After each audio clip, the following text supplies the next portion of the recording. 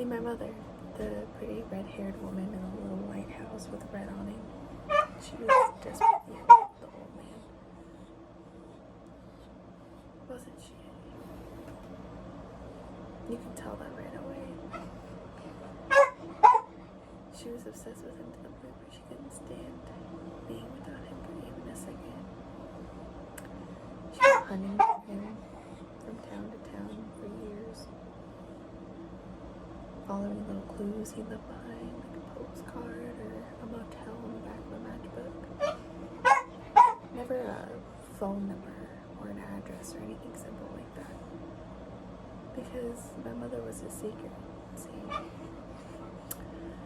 she kept hounding him for years,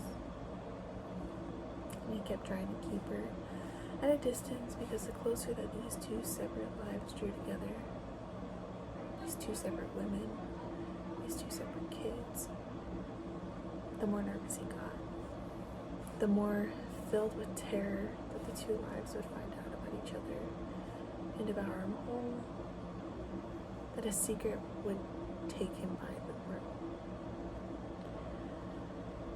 But finally she caught up with him. Just by a process of elimination, she dogged him down.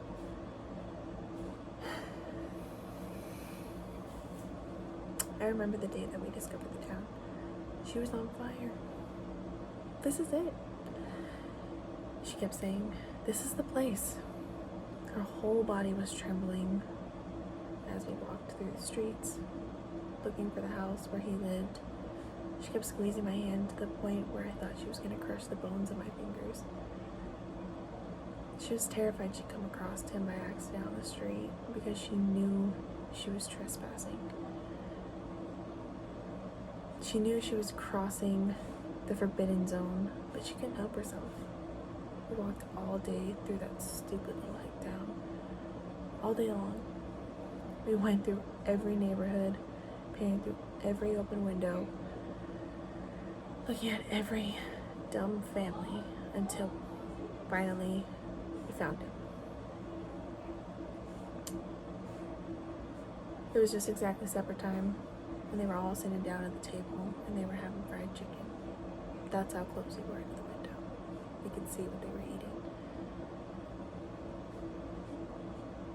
We could hear their voices, but we couldn't make out what they were saying. Eddie and his mother were talking, but the old man never said a word. Did he, Eddie? He just sat there in silence, eating his fried chicken. The funny thing was that almost as soon as we found him, he disappeared. She was only with him for about 2 weeks before he vanished. Nobody saw him after that, ever. And my mother just turned herself inside out. Never could understand.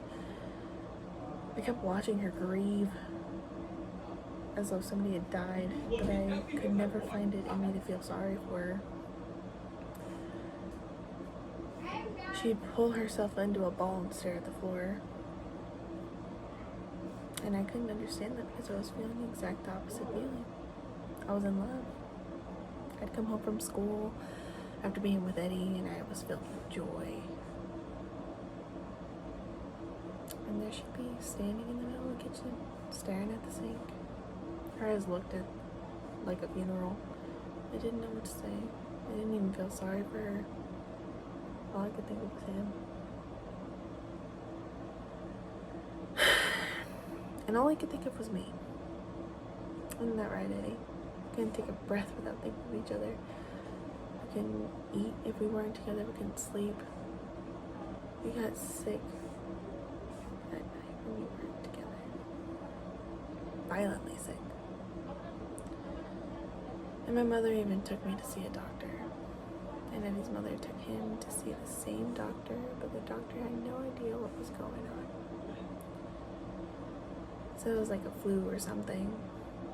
And Eddie's mother had no idea what was wrong with him. But my mother, she knew exactly what was happening. She knew it was clear down to her bones. She recognized every symptom. She begged me not to see him. But I wouldn't listen. And she went to Eddie's mother and begged her. Eddie's mother Eddie's mother blew her brains out. Didn't she, Eddie? Blew her brains